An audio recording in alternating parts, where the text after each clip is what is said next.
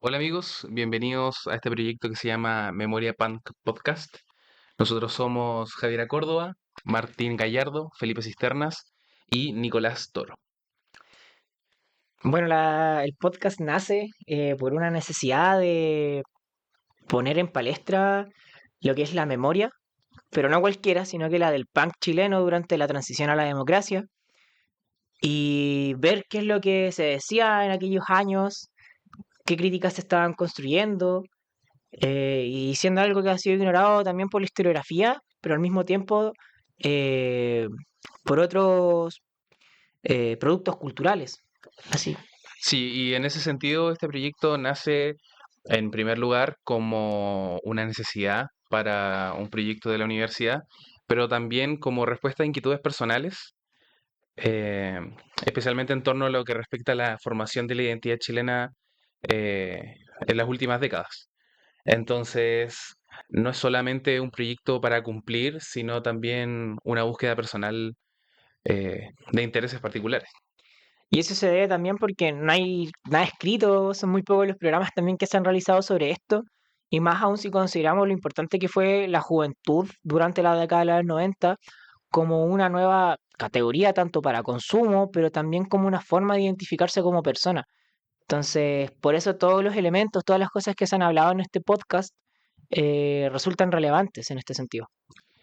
Y bueno, para ir finalizando, lo que se encontrará en los siguientes capítulos son entrevistas a distintos integrantes de distintas bandas que al inicio siguen una pauta establecida que busca poner en conversación temas determinados necesarios para cumplir con los objetivos de este proyecto, pero que finalmente terminan siendo una conversación y un intercambio de ideas de dos mundos muy distintos. Nosotros no somos parte activa de la escena del punk. Excepto yo. Exacto, excepto Felipe. Y se forman dinámicas muy interesantes de conversación, en donde se intercambian ideas muy que cabe tener en cuenta. Sí, bueno, con lo que es este piloto, no salió así muy de repente igual.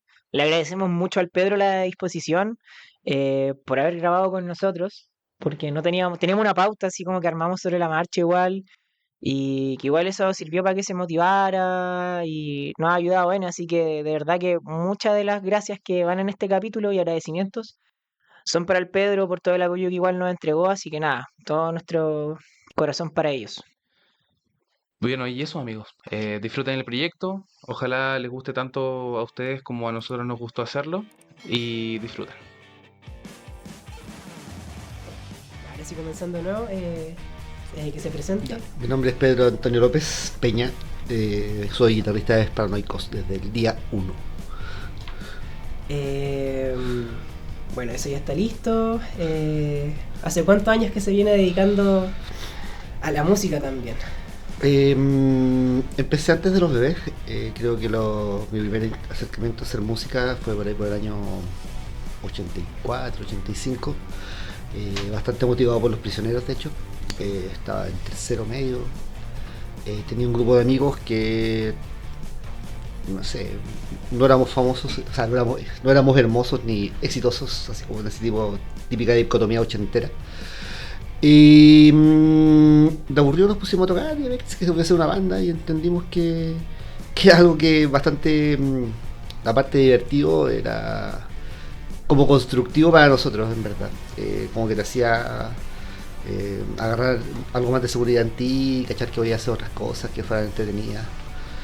Pero bueno, duró un rato. Y en los 90 conocí a Carlos a través de un amigo. Y como que retomé esa cosa de tener una banda y bueno, hasta el día de hoy que seguimos tocando. ¿Y eso se da principalmente el hecho de querer conformar una banda dado el contexto en el cual estaba Chile en los 80 o fue más que nada por algo introspectivo u otra razón? Yo creo que el aburrimiento, en verdad. O sea, los prisioneros fueron muy importantes, o sea, demostraron de alguna forma que cualquier persona común y corriente puede tener una banda de rock y que podías decir las cosas que te pasaban, hacer un poco de introspección, ocupar el tiempo muerto en algo constructivo, o sea, de hecho, no sé, estar con los amigos en verdad, como haciendo contenido.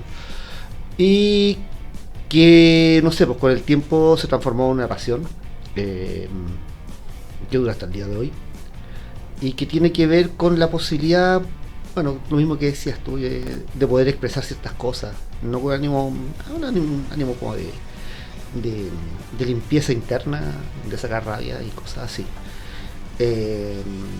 Y que bueno, que también responde a tus momentos, sí, o sea, momentos objetivos de la vida, finalmente. Entonces, en este mismo contexto del 85 para adelante que empiezas a conocer música como lo es en este caso el punk principalmente, u otros géneros, tipo, porque igual sé que circulaba mucho cassette pirata, especialmente con cosas como tipo de Depeche Mode, porque acá en Chile llega, no llega un punk como tal, sino que llega una versión más desde el New Wave. Sí, en cierta forma, o sea, igual yo tengo una afinidad, de hecho, de mucho antes con el punk, en verdad, que es una cosa que muy extraña. Yo tenía como 10 años, o 11, 12 tal vez, y de repente un día en la televisión salió una noticia de un tipo, los tiempos del punk de 77, debe haber sido 77, 78, de un tipo vestido con chaqueta de cuero, con los pelos parados, ¿verdad? Y que al tipo lo habían echado de su trabajo porque era peligroso para sus compañeros, porque trabajaba en una línea de producción o algo así. Y fue muy especial porque de repente mi viejo me grita, oye, ven a ver al weón que está en la tele. Y cagado de la risa. Y yo salgo y me encuentro, claro, con un tipo con los pelos parados para todos lados. Y lo escucho hablar porque, bueno, no había subtítulos, pero la presentadora del programa Noticias, porque había sido algo como Tele 13, decía, o tenía una traducción, decía, el tipo salía defendiendo vehemente su derecho a ser como él quería ser y vestirse como quería, y él consideraba que no era malo. Entonces mi viejo se reía de la pinta del tipo y decía, este weón tiene cualquier razón. Y me gustó su forma de hablar, la vehemencia que tenía, me gustó su imagen, por supuesto. Y dije así, oye, creo que creo que me siento identificado. Y de ahí como que sí, pues había algo de literatura, algo de prensa en esos años, muy pocas. Pero respecto al punk, y era considerada más o menos como la vuelta al anticristo, lo cual lo hizo mucho más interesante. Y de ahí hasta, no sé qué año habrá sido, 81, 82, que empezaron a sonar algunas canciones de radio, algunas canciones de Clash, como Rock the Catch, en que de repente el punk ya se transformó en algo como que en verdad existía. Y ya ha entrado los 83, 84 creo, de haber llegado a mí la primera información de la Polla Records, y como es lo que era el punk radical vasco. Y ahí como que ya empezó a haber más música. Y a fines de los 80, cuando yo salí del liceo, que fue el 85, ya en ese tiempo ya escuchaba Depeche Mode y cosas así como que también circulaban. Pero música punk, como salvo esos atisbos así como de Clash y el rock radical vasco, claro, fueron igual, como muy como tenues. Pero sí como que marcó una cosa muy distinta porque era música, bueno, comprometida y con bastante que decir y cruda también, pues Depeche Mode igual a mí es una banda que me gusta, pero en realidad me gustan más las guitarras y las baterías y todo ese tipo de cosas. Y entonces, finalizando un poco con lo que son los 80 en Chile, lo que empezó a sonar más, ¿fue más punk radical vasco o más anglo? En general siempre fue más en castellano, por lo menos lo que yo escuché. Ahora, como te decía hace un rato atrás, o sea, yo creo que también gran parte de lo que pasa acá en Chile se debe a los prisioneros, eso es indudable. Porque al final el cabo era música hecha, era rock and roll, cantado en tu idioma y diciéndote cosas que eran verdades como casi sagradas para todos, y eso sí marca un antes y un después. Yo creo que mucha gente que hizo música y music punk, a contar de los 80 en adelante. Y ya hacia finales de los 80, ¿cómo empieza a tocar, escuchar música? Ya después del plebiscito, por ejemplo, ¿cómo era un poco la atmósfera en cuanto a la música? Para el plebiscito yo estaba en la universidad. No, en ese momento no estaba tocando con nadie, había tenido esa experiencia que tuve como en la época del liceo, que esto es 85, tal vez 86. Bueno, el liceo, los primeros años de universidad, entonces en ese tiempo no estaba tocando, por lo menos con nadie. Mis amigos me habían abandonado por el trash. Y bueno, yo estoy acá en el pedagógico, así que estaba lleno de compañeros lanudos, jipientos y silvientos. Entonces era como medio complicado el programa para mí, tan punquito. Así que no, en ese tiempo no tocaba. pero sí había harta música más que se podía escuchar. O sea, existía la bicicleta trajo a Corazón Rebelde, por lo menos al imaginario local. Y también una guía como para aprender más del punk, porque había mucho material de punk ahí. Mucho material de punk español también, o sea, de la península, por favor. Ayer tocó la Polla Records, todos los 2 días, y estuve con una gente de la península y dijeron, nosotros somos de la península, por favor, españoles. Y esa información aparecía al interior de la bicicleta, la revista, ¿verdad? Claro. Fue una buena guía, la bicicleta fue una muy buena guía. Y ya después cuando entramos a, comillas, democracia ya del 90 en adelante, con Elwin entrando ya al poder y saliendo Pinochet, ¿cómo se veía esa atmósfera estando en tu caso allá en el pedagógico? El 90. Yo estaba terminando los estudios, la carrera de Pilo un rato después. Bueno, el pedagógico igual es una isla política que de alguna forma es el reflejo, bueno, es un reflejo de la sociedad en ese momento. O sea, de hecho, en el tiempo que estoy diciendo, los últimos años de los 80, a principios de los 90, igual había una fractura muy grande entre la gente que decidió seguir la vía, digamos, como más institucional, y la gente que todavía estaba por una vía un poco más de enfrentamiento al respecto. Yo estaba más cerca de la gente que creía en el enfrentamiento permanente y constante. En ese caso también, bueno, me juntaba con el mismo tipo de gente que escuchaba la misma música, escuchaba la gente del otro lado, que escuchaba Silvio y todo, era muy cubano y cosas así. Y yo era un pájaro raro. Entonces como que me vas a tener que centrar la pregunta nuevo porque me distraje mi mente. No, sí, está bien, sí, va en ese sentido, porque es más tu visión en el sentido de como también en esta isla que era el pedagógico como persona punk dentro, a diferencia del resto de las personas que escuchaban Silvio, que escuchaban más lo que sería música más latinoamericanista, más que el punk mismo, que era considerado música imperialista igual en los 80. Sí.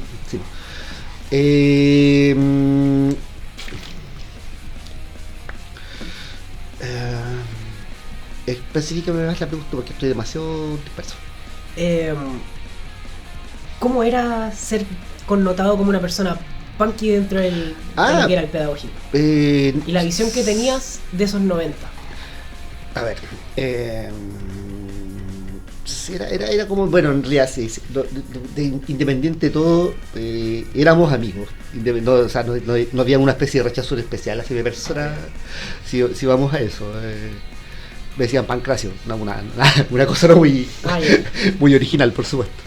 Y cómo era sentirse como punk dentro del pedagógico. Yo creo que me sentía como todo el resto de que compartíamos muchos sentimientos con mis compañeros, aunque no fuésemos como decírtelo, de ondas estéticas similares. Ya yo personalmente en ese momento estaba como muy radicalizado. De hecho no está inscrito en registros electorales, ni siquiera voté nada. Estuve tratando de portarme lo más mal que pude durante todo ese tiempo hasta que dio el chicle, porque en verdad también se fue un poco más espesa la cosa. Pero sí, lo recuerdo como como un momento súper álgido de tensión, muy esperanzado también, independiente de la esperanza, no se le muere a nadie nunca. Y una especie como de alegría que duró un par de semanas. ¿En qué sentido esa alegría que duró como un par de semanas? En el sentido claro de que te diste cuenta que en verdad a los pocos días de que había pasado no pasaba nada y los milicos estaban igual de fuertes y choros que siempre, y te diste cuenta que no había cambiado mucho la cosa.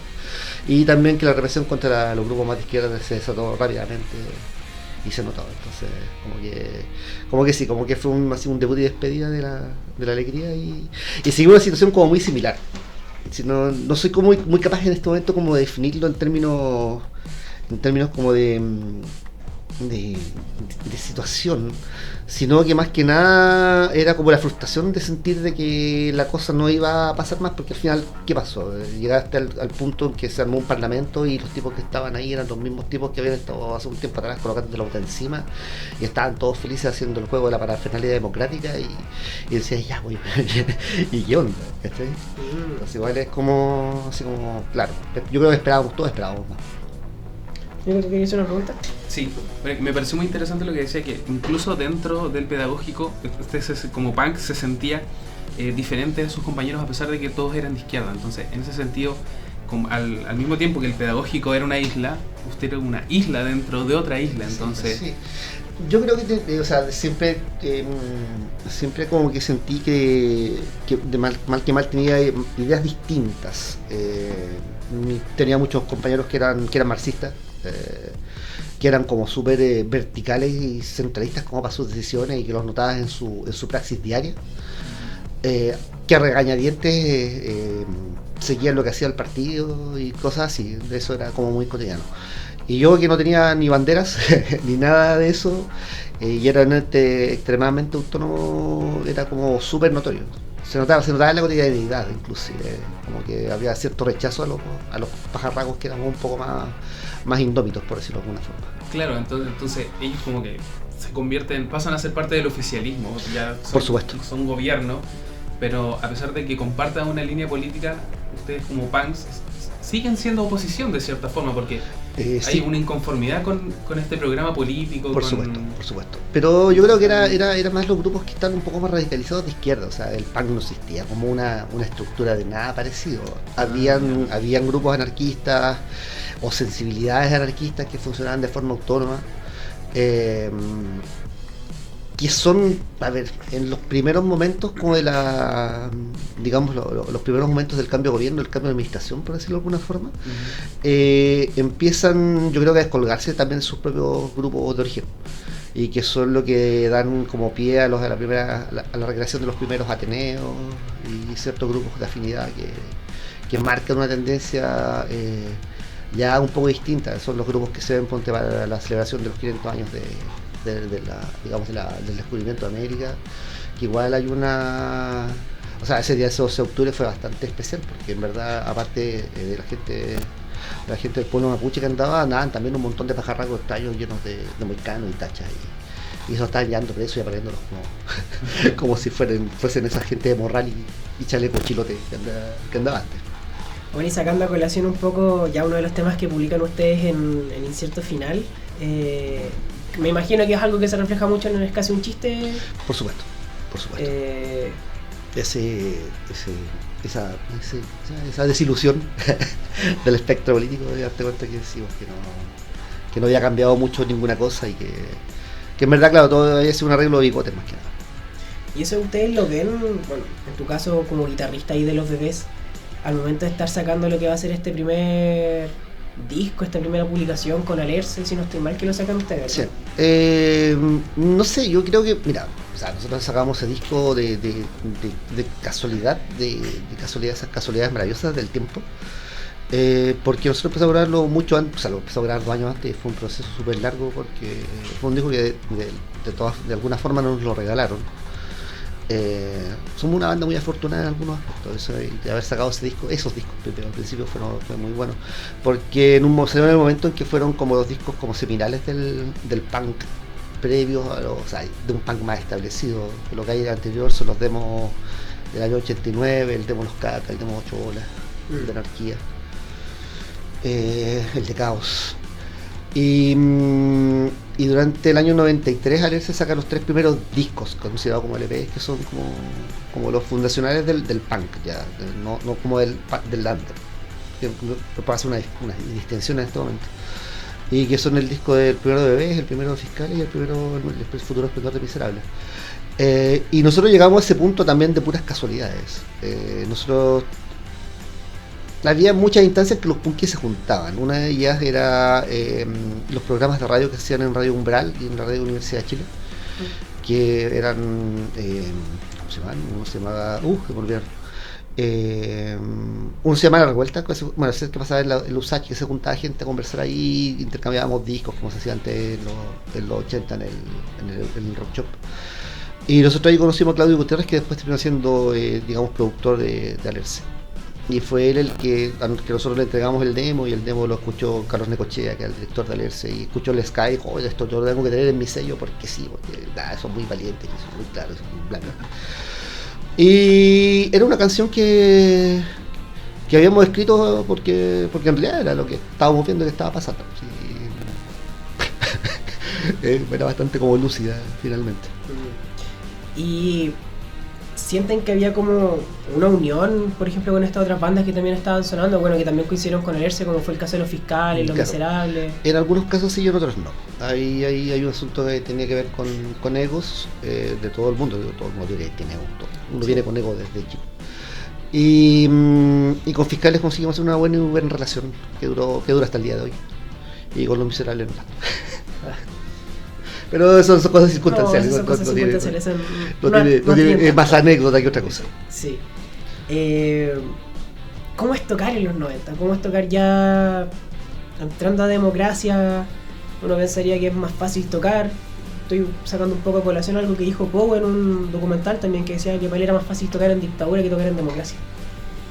Que los milicos te dejaban tocar y te esperaban afuera Sí, con el buggy y te sacaban, ¿no? sí, Después. sí, también eso existía, es cierto. Yo creo que, o sea, a mí no me tocó tocar en dictadura de partida, entonces no puedo hacer esa comparación que Ya. hacía poco. Ahora, por las cosas que yo sé, sí y no, tal vez. Por lo menos lo que yo sé que en dictadura sí, como bien decía Poe, en verdad estaban los pacos esperando afuera, ya no fue preso y va y para el otro día para la casa, lo mañana. También sucedía en dictadura, de hecho, igual a mí me llevaron un buen par de veces tocando, por andar en tocata, si no, eso no dejó de suceder. Pero creo que, y esto lo digo a título bien personal, creo que era mucho más difícil hacerlo antes porque era mucho más peligroso. Acá, en verdad, si no pasaba nada trascendía. Creo que eso lo hizo, no sé si será un poco inocuo, que podría ser una de las buenas palabras, ¿cachai? Que sí podríamos ocupar. Pero sí como que igual existía un consenso de que nadie, como que en realidad nadie hacía bullying. Entonces sí, esto como escena no tenía mucho peso real en ningún ámbito social, salvo que, no sé, porque de repente llegaban los pagos un concierto y se llevaban a todos presos y al otro día los soltaran a los, no sé, porque estaban los menores de edad, llaman a sus papás que estaban presos para estar con bototos, y los buenos más grandes que habíamos pasado a, no sé, a control de identidad, así. No era mucho. Yo creo que igual la cosa se coloca mucho más pesada ya en los 90, 92, 93, ya cuando se empiezan a organizar grupos un poco más espesitos y que tienen que ver con opciones políticas definidas que son más de izquierda. Y eso empieza, bueno, igual considerando un poco lo que es la memoria que sacas, el 2001, ¿sientes realmente como que había esa organización empieza el 95 en adelante? Yo creo que sí. Yo la otra vez estuve en un conversatorio ahí en la Fundación Laura Allende, en que estaban justamente haciendo como nostalgia a mucha gente de ese tipo, o sea, de ese tiempo. Y sí había un consenso, o sea, por ejemplo, hay figuras claves de ese periodo, Claudia López, por ejemplo, que sí tenían que ver con toda esta sensibilidad como alternativa de que no es solamente el punk, en verdad. Es como optar por una vida alternativa que puede ser de muchas formas, pero que sí empieza a hacerse parte de otros lenguajes y de otras formas de relaciones, mucho más horizontales, mucho más respetuosas en algunos sentidos, y con una mayor decisión de acción política también. En ese sentido, el punk sería como otra pieza en un movimiento mucho más plural en torno a, no sé, en torno a prácticas, por ejemplo. Sí, yo creo que sí. Había otros grupos que compartían, no sé si una misma visión política, pero sí una misma idea de relaciones. Sí, yo creo que sí. De hecho, hay muchas instancias donde esto se da como súper fuerte. Por ejemplo, el grupo Camina Libre, que son descolgados de orgánicas políticas pesadas como el Frente, el Lautaro, y que arman un grupo aparte ya estando en la cárcel y todos escuchaban punk, y el fiscal iba a tocar para Camino Libre en la Peña. ¿Cachai? Entonces son cosas. Nosotros fuimos a tocar un par de veces con bebés a la cárcel de mujeres, al COF de ahí de San Joaquín, también en apoyo a ella. ¿Cachai? Entonces igual había como una sensibilidad mayor. Aparte, no sé, en mi caso, por ejemplo, tenía un par de amigas que eran hijas de una presa política. Y nosotros sabíamos, no sé, gente que yo conocía en el PEA, que también después terminó en Cana, ¿cachai? Con el tiempo. Y era gente con la que te habéis topado, con la que te habéis sonreído, con la que habéis compartido en algún momento así como distensión y que de repente, más cuando ya, a ver, cuando sus orgánicas como que entraron a desaparecer, que eran las orgánicas que la mantenía como en acción, de una forma semi-clandestina y trabajando dentro de espacios como definidos, como era el pedagogio en este caso. Y yo encontrármelas de repente de vuelta cuando empecé a ir a la cárcel a visitar gente, ¿cachai? Cuando me invitaron, de hecho me invitaron ahí. Y encontrarme con gente que yo conocía de antes, de otras instancias, igual fue como muy notorio, porque venía a validar de alguna u otra forma digamos la opción que habíamos tomado, que había sido la de no claudicar, por decirlo de alguna manera. Claro, y por esa postura, ¿qué relaciones tenían con grupos a lo mejor más partidistas o que eran parte de la alianza de gobierno?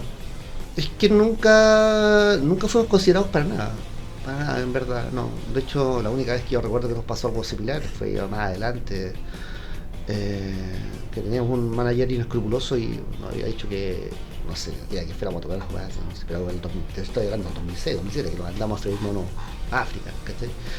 Y me acuerdo también de una cosa que debe haber sido a mitad de los 90 también, que fue, no sé, unos punkis que se ganaron unos fondos concursales del gobierno y querían hacer una tocada punk, pero sería por un loco del gobierno. Entonces como que mucha gente se arrestó por lo mismo, porque no era la idea. No claro, era la idea. Sí, igual había contradictorio. Claro, igual había, o sea, había gente que le daba lo mismo y había gente que tenía mucha más claridad de discurso al respecto. Entonces, fueron más que objeto como de exclusión, como de indiferencia. No, indiferencia, yo creo que indiferencia, sinceramente fue indiferencia. Sí, la mirada del Estado se volcó hacia a estos grupos cuando empezaron a hacer como cosas un poco más comprometidas y más peligrosas.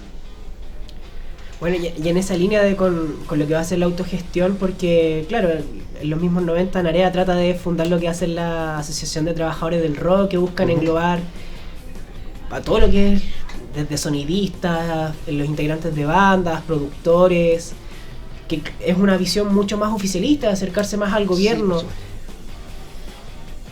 no hay una respuesta así por parte del punk, no en un sentido de ver que estos tipos también se están organizando, pero ustedes no lo hacen como una respuesta a ellos, sino que es por un sentido propio, de identidad propia punk.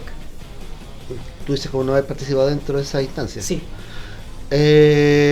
Bueno, nosotros, no sé si alguna vez fuimos invitados a participar dentro de las escuelas de rock, ese tipo de cosas. De hecho, nosotros no considerábamos a esa altura que necesitábamos una escuela de rock, pues ya habíamos hecho nuestra propia escuela. Entonces no fue como así como decir, oh, bien. Ahora, yo creo que personalmente igual lo que hicieron los cabros igual estuvo bien, porque ayudó a mucha gente y ayudó a crear una escena, que es una cosa muy importante. O sea, de hecho, políticos, o sea, pero desde Chile salió un poco desde las escuelas de rock. Las primeras cosas que lograban después de las escuelas de rock, ¿sí? Y eso permite que mucha gente encuentre un camino ahí que se transforme en una plataforma de trabajo, y eso no deja de ser válido. Sobre todo pensando en políticos, o sea, perdón, en políticos, sobre todo pensando en Peores de Chile, que es una banda como muy paradigmática, porque el Pogo es una persona como muy paradigmáticamente especial el weón, entonces como es un ser inclasificable que no le podéis decir, el weón sale la asesor de trabajo del rock, el weón no, el weón era una lumbrera dentro de esta weá, sí. Y el weón tiene una historiaza de vida, entonces igual es una cosa como muy claro, que no sé, ni siquiera, o sea, en mi caso ni siquiera lo catalogaría como algo bueno o malo. Yo creo que fue necesario, fue una buena plataforma y bien, si las cosas de repente también hay que aprovecharlas, y tampoco uno puede ser tan autónomo así, eso va a ser lo autónomo. No, y vamos a cambiar el mundo. Es un idealismo inalcanzable. Claro. Entonces, ¿cómo era vivir ese momento también desde un poco de la autogestión, pensando en lugares como el Taller Sol? ¿Cómo era estar tocando ahí? Es que Taller Sol es todo lo contrario. Taller Sol es la gente que nunca se vendió, de alguna forma, por decirlo, hasta el día de hoy. Pues, sí. Bueno, igual Toyo entregó, que creo que entregó los archivos del taller al Museo de la Memoria, así que se vendió. Yo eso no lo sabía. No, parece que sí, porque igual tampoco tenía capacidad el Taller Sol tiene un archivo de derechos humanos tremendo, entonces no tenía cómo mantenerlos porque tenía mucha información y muchos documentos y se está deteriorando, y aparte de Toyo también se está deteriorando rápidamente, así que tenía que dejar eso a resguardo porque es parte de la historia.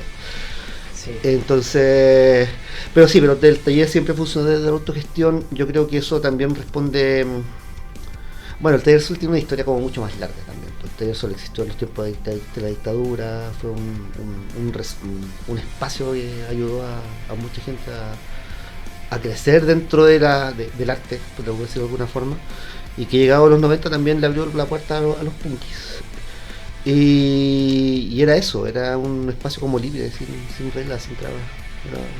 Algo muy especial, pero es muy especial porque era como la única, es uno de los pocos espacios que yo recuerdo que tenía como esas características.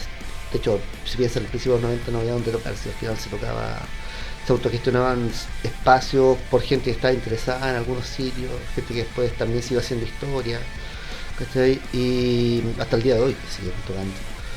Y autogestión pura, o sea, sin apoyo, así, gente que dijo, tengo unas lucas, arrendé una aplicación, arrendé un local y se armó una weá que sonó como el hoyo toda la noche, pero se hizo y mucha gente lo va a recordar porque son los momentos como claves en que sucedieron cosas importantes.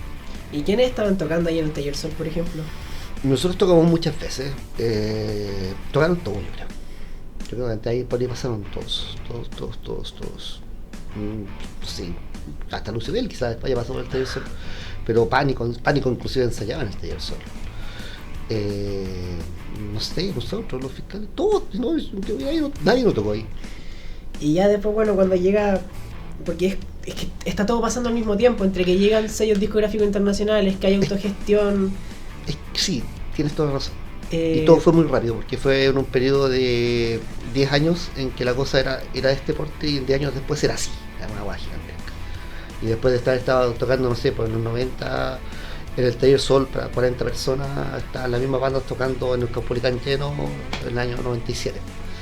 Entonces igual es como una como súper explosiva, sí, por decirlo de alguna forma, pero 7 años no sé, no son nada. Sí, no es nada de tiempo. Entonces en ese periodo, como ver estos dos caminos entre el decidir quedarse en la autogestión como lo hicieron muchas bandas o emerger un poco más con sellos más grandes. ¿Cómo fue ver eso también?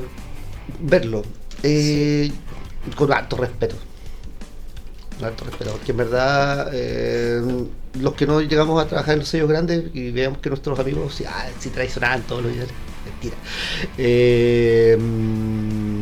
Entendíamos el camino, y entendíamos que era la oportunidad, y entendíamos que tal vez yo no sé, porque iban a sacar un disco como sucedió, iban a sacar un disco 2 y que después la burbuja se iba a desinflar y que iban a seguir tocando donde mismo después. Es exactamente lo que sucedió finalmente. Salvo algunas personas que se pudieron mantener con carreras muy bien cimentadas, no sé, como ponte como Lucibel, Lucibel también partió dentro de esa misma camada de bandas de los 90. Y que compartimos carteles en algunas cosas con Lucibel, bueno, pero no llegaron, pero sí, inclusive podían encontrar un flyer así de fotocopia ahí mencionado. Pero sí, nosotros éramos amigos y habíamos sido amigos de no toda la vida, desde que nos conocimos, en verdad, que habíamos hecho muchas cosas en conjunto. Y también cuando le llegó su momento de pegarle el palo al gato, bienvenido sea, así, no nos hace esos cuestionamientos, en verdad, cuando hay mascado las mismas lauchas que ellos. Y eso más que nada como en un sentido de poder seguir expresándose finalmente, me imagino. Yo creo que las bandas siguen siendo honestas toda su vida, y si hacen las cosas según sus convicciones, es respetable lo que hagan. Y si esas convicciones no son contrarias a mis propias posturas filosóficas, pues no hay nada de problema. En ese sentido, ¿no es incompatible ser mediático y mantener? Yo creo que a esta altura no. Yo creo que, de hecho, inclusive ser mediático, si tienes unas convicciones claras y tienes sabes tu rol y sabes que sabes ¿cómo te lo explico? Si no te has traicionado, yo creo que no hay ningún problema en ser mediático. Ahora, si tú te sientes en algún momento que te puedes haber traicionado, ya es otra cosa. Sí, igual los contextos cambian, porque pienso, por ejemplo, ahora nosotros mismos tenemos un micrófono, acceso a un computador, es fácil en ciertos términos grabar, entonces se puede ser mediático y no depender, por ejemplo, de una disquera grande, una disquera internacional, entonces igual hay espacio nuevo. Sí, es una muy buena apreciación. Yo creo que el negocio de la música siempre va a existir, sin duda. Pero creo que ahora para la gente que no quiere estar en el negocio de la música también es muy fácil bucear y nadar dentro de esto. Y eso es bueno en el sentido de que cualquier discurso puede llegar a cualquier persona que esté interesado en buscar algo así. Y también es un arma de doble filo porque también tampoco te va a permitir tener la exposición necesaria como para que puedas saltar así una barrera gigantesca. Claro. Eso, yo pienso hablando en el mundo en que nos manejamos nosotros, que es el rock and roll, que no es una música de primera línea en este momento. En otros aspectos puede que sea distinto, pero también es cierto que esa cosa que en alguna parte leí por ahí, que el trap era el nuevo punk, también es cierto. Interesante Sí, esta canción. sí. Pero ¿en qué sentido es nuevo punk? ¿Como en En el sentido, orígenes, en el o- sentido de que lo puedes hacer tú mismo, en el sentido de que no tienes nadie que te diga que dicte las reglas, en el sentido de que puedes ser absolutamente autónomo en tus decisiones de lo que dices, de lo que haces, que puedes ser el más incendiario de todos también, sin ningún problema, de que puedes eventualmente ser súper anónimo si quieres. Entonces igual es como especial. Ahí hay una cosa en la que tengo como ciertas apreciaciones que no sé qué tan certeras sean, pero que me causa como mucha no inquietud, sino como mucha curiosidad. Bueno, llevando otro tema a colación es... ¿Cómo es ya este punk de finales de los 90? ¿Se empieza a diferenciar? Me imagino que sí, del de mediados y del principio de los 90. ¿Hay una escena más consolidada ya para el 98, 99? Sí, pero yo creo que el punk se autofagocita, ¿En qué en sentido? el sentido de que siempre va a haber alguien, ¿cómo te lo explico? De alguna forma crea su propia muerte. Algo así lo que pienso. O sea, de hecho, ponte igual, Bebés no es la misma banda que era al principio. Y se renueva y da otra apuesta, y esa apuesta puede ser aceptada o no aceptada, y así puedes ir dándote vueltas por centro. Y la gente también va a tener como la misma reacción, gente que te va a rechazar desde el principio, que en verdad eran de verdad 10 años más atrás, o 20 años atrás, o 30 años atrás. Entonces como que... Y está bien, es parte del juego, sí, no es tema. Ahora lo importante es que en realidad cada banda sea capaz de reinventarse de la forma más honesta posible. Sí, creo que ese es el fin del cuento. Entonces, finalmente, ¿cómo podrías definir lo que es ser punk finalmente? Ay, hazlo tú mismo, aunque sea la bandera que sea la muletilla salvadora. Y tratar de ser, o sea, de hacerlo tú mismo, tratar de ser tú mismo y tratar de no tener que sentir que dependes de algo de alguien para tomar tus decisiones.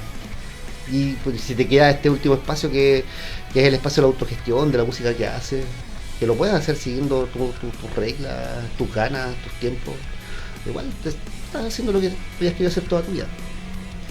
¿Y sientes también que es algo que se sigue manteniendo en la escena hasta el día de hoy, en todo lo que han sido estos ya más de 35 años desde que llegamos a la democracia nuevamente? Yo creo que conviven los dos aspectos de siempre del punk. La gente que cree en lo bueno de hacer cosas y la gente que está por la destrucción completa del universo.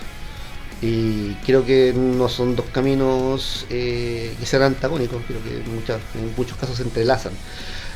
Ahora depende de la mirada que tú le des a eso. Hay gente que puede estar por destruir para construir positivamente. Hay gente que puede estar destruir por destruir. Y hay gente que se va a organizar y va a hacer todo lo más bueno y bondadoso que tienen dentro de sí, y en algunos casos tomando caminos bastante como extraños. Y durante el tránsito que fue esto de los 90 para ti en ese momento, ¿cómo lo veías?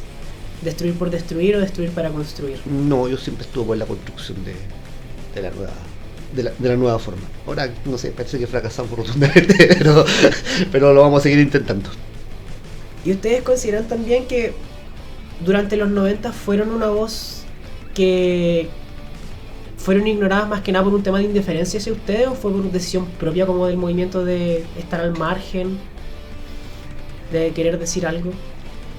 Igual es una pregunta súper difícil de responder, por lo menos para mí, porque siento que no fuimos tan indiferentes, el medio no nos fue tan indiferente.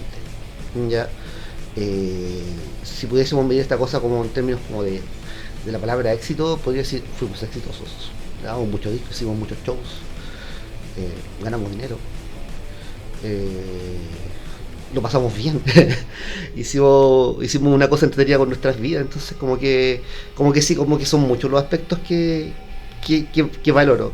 Ahora, si algún decir así, oh, creo que nuestras ideas sí fueron escuchadas y que conseguimos hacer un cambio más global, moya, no tengo idea. Pero sí hicimos la cabeza unos cuantos pajarracos, yo creo que está bien. Y por eso siguen sonando también hasta el día de hoy, me imagino. ¿O no? Es que es la historia. Yo creo que igual indudablemente hicimos canciones buenas. Entonces las canciones buenas quedan porque a la gente le gustan las canciones, le gustan, no sé, lo que dicen las letras, le gustan las melodías, las pueden silbar, no, las pueden escuchar cuando se duchan, las pueden cantar. Pero sí, pues igual hay un asunto de tocar la fibra íntima de las personas que se pueden sentir identificadas de alguna u otra manera con lo que hicimos. Y sí, eso también es un regalo de la vida que es tan generosa a veces. Entonces, Raya para la Suma, tenemos una visión más de, en tu caso, de destruir y luego construir, y mirando más hacia un horizonte de esperanza también, ¿no? Sí, yo creo que, a ver, sí, igual yo creo que en realidad también sí hay que tratar de, la palabra destruir no es la más adecuada, demoler es la palabra adecuada. No, sí, igual tenéis que romper en algún momento tenéis que quebrar los juegos, eso es cierto. Porque si no, y que sean inclusive los tuyos, sí, también cada cual tiene sus propias dinámicas, sus propios temores, sus propios frenos, y de repente hay gente que no se atreve a dar el paso y quebrar eso, y hay gente que sí lo hace y todo bien. ¿Y cuál fue en ese sentido, ya para como un par de últimas preguntas, el leitmotiv que tienen ustedes con los bebés ya, lo que fueron los 90 y lo que viene después? Yo creo que somos un grupo de amigos que tienen una afición común y que le gusta hacerlo de la mejor forma posible porque lo pasamos bien haciéndolo. Entonces siempre, al final yo estos 30 años ha sido una fiesta, 35 años casi, ha sido una fiesta, porque lo he pasado muy bien con mis amigos, independiente de todas las weas malas que pueden haber pasado, y que en algunos casos las weas malas que han pasado le pueden dar más sabor a las cosas buenas.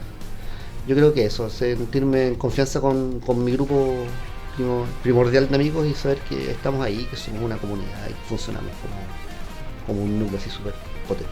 Y ya como última pregunta, ¿cómo empiezas a ver la escena ya para lo que va a ser los 2000?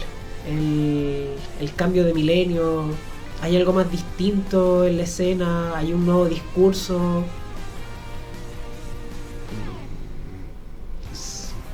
O sea, en ese momento sí había un recambio generacional. De hecho, la generación que sigue, que me imagino, no sé.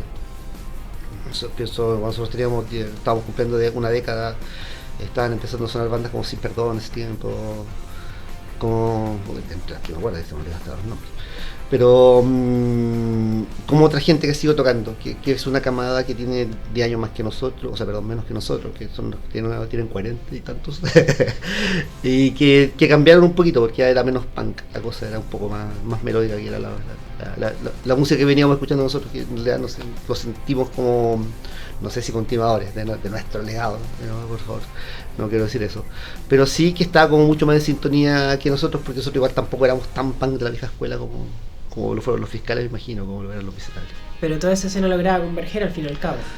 Es que compartíamos los espacios y no había problema. O sea, bueno, en realidad sí había problema. Igual los conciertos de la gente que era más melódica eran como relativamente más ordenados que los gente que era más crusty y más destroyida, que eran más entretenidos pero más caóticos. Ahí había como una diferencia como súper... Y eso pasa un poco, bueno, con lo que son un poco estas grupos más chicos que, bueno, ahora no recuerdo los nombres, creo que era algo de la Torre 18. Pero eso es más viejo, eso de los 90. No, yo me refería de repente a esa separación que hubo en un momento en los 2000 cuando empezó más bien hacia el 96, cuando apareció el hardcore positivo y la gente que no bebía y que no comía carne y eso. Igual hay una edición pesada porque hicieron la cruz muy fuerte al punk, como punk. Pero eso fue una hueá de ellos nomás, en realidad, eran ellos los intolerantes. Entonces después ya la escena como que se reorganiza un poco hacia el 2000 y... No sé, yo creo que la escena que tiene que ver más con la vieja guardia del punk sigue tan viva y sigue más viva que la otra. De hecho creo que esa escena como media, no sé, la escena media estrella terminó transformando en un grupúsculo hasta el día de hoy, más o menos pequeño. Y yo el fin de semana fui a ver Don Pez de Barito y vi, habían 10.000 huevones, que la otra gente no lo va a llevar. No, ni creo que llegue tampoco. Claro. Entonces igual es como paradigmático. Igual el viejo punk no está muerto, por ejemplo. ¿Y ustedes cómo se sienten? ¿Se sienten más como un punk viejo o como un punk? Estamos viejos, así que si somos punk, somos unos punk viejos. Pero con un... Pero bueno, es que tampoco es... O sea, no sé, pues nosotros nunca tuvimos ese tipo de problemas en eso. O sea, de hecho, yo toco en Bebés, que es una banda extremadamente mamona, y estoy tocando en Los Cacas, que es una banda más... Sí. La más punk de los punk, entonces tampoco me es contradictorio poner un lado y puedo tocar para los dos públicos lo paso bien y me divierto montones. Entonces finalmente ser punk es ser uno mismo. Ya ser uno mismo. Creo que es una muy buena forma de cerrar esta entrevista, podcast, como se le quiera llamar finalmente. Sí. Nada, agradecerte mucho la entrevista. Creo que ¿Cumplí? cumple lo que estamos buscando, que es Qué bueno, un poco transitar. Porque si no va a tener que hacer la tesis de nuevo. Un poco en lo que es transitar un poco en estos recuerdos de los 90, poder traer a colación esta... A ver, que igual es un planteamiento propio, y después cuando hagamos el disclaimer al inicio, la introducción que haremos nosotros como grupo, y sí siento que hay una memoria que se ha estudiado, se ha trabajado, mientras que hay otra que no. Y siento que los 90 es una época muy rica en cuanto a historia y en cuanto a lo que está pasando, porque el punk es una visión del país, que se vienen a denunciar muchas cosas que están pasando, muchas antes de que aparezcan otros movimientos como lo va a ser el rap, por ejemplo, a finales de los 90. Creo yo que ya empieza a aparecer algo y hay una denuncia clara, ya está esa efervescencia. Sí, pero no estoy tan... No concuerdo tanto contigo. Igual habían bandas que estaban de hip hop que estaban dando la pelea. Panteras Negras existía en los 90. Y es una bandaza que también ha estado, que siempre estuvo ahí en la cruda. La Pose Latina, los primeros discos también son del 92. Entonces tampoco es tan así. Y creo que lo que sí, me parece que se mantuvieron durante... O sea, y es una cosa que me sorprende mucho, porque la escena de hip hop es una escena muy grande, que convoca a mucha gente en muchos lados, por todas partes. Y que por lo menos en esos tiempos de los 90 era mucho más notorio el rock, pero creo que la escena de hip hop está mucho más fuerte. Y había ya como última pregunta, que igual está entretenido el tema, ¿había como una conexión entre hip hop y punk?